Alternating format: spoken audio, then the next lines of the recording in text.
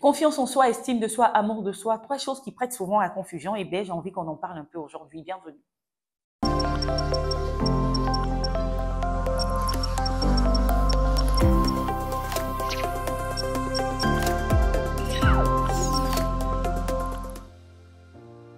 Alors, bien souvent, on le dit à tort ou à raison, je ne sais pas, moi j'ai confiance en moi, moi j'ai confiance en moi. Mais dans la réalité, c'est tout autre chose.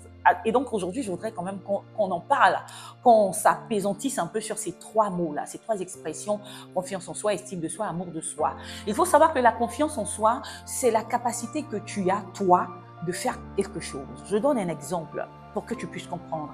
Tu dois faire un test et tu as deux matières. Tu as les mathématiques, tu as l'art oratoire. Et toi, naturellement, tu es bien, tu parles aisément, tu n'as pas honte de parler devant un public, etc. Par contre, tu n'es pas du tout bon en mathématiques. Donc, c'est clair que quand il va arriver le moment de faire les maths, tu n'auras pas confiance en toi. Pourquoi? Parce que naturellement, les maths et toi, ça ne va pas. Par contre, quand il va arriver le temps de faire l'art oratoire, de parler et tout, tu seras à l'aise. Tu auras une forte confiance en toi. Pourquoi? Parce que naturellement, tu es bien en mathématiques.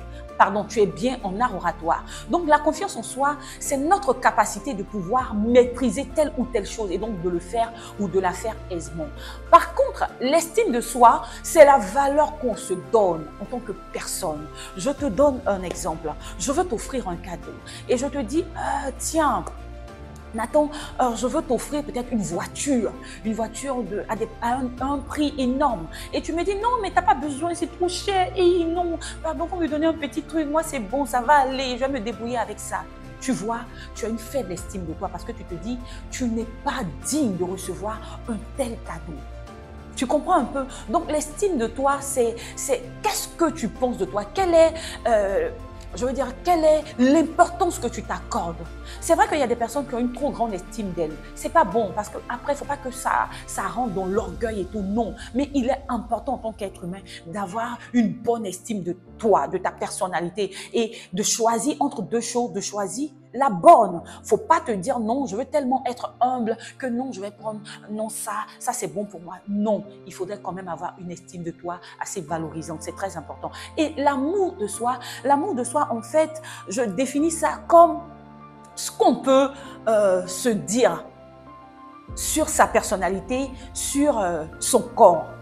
Je te donne encore un exemple. Moi, depuis toujours, j'ai eu un complexe fort de mes oreilles parce qu'on m'a toujours dit que j'ai de petites oreilles. Donc même quand j'étais jeune et que je faisais des coiffures, j'avais tendance à cacher mes oreilles. Pourquoi?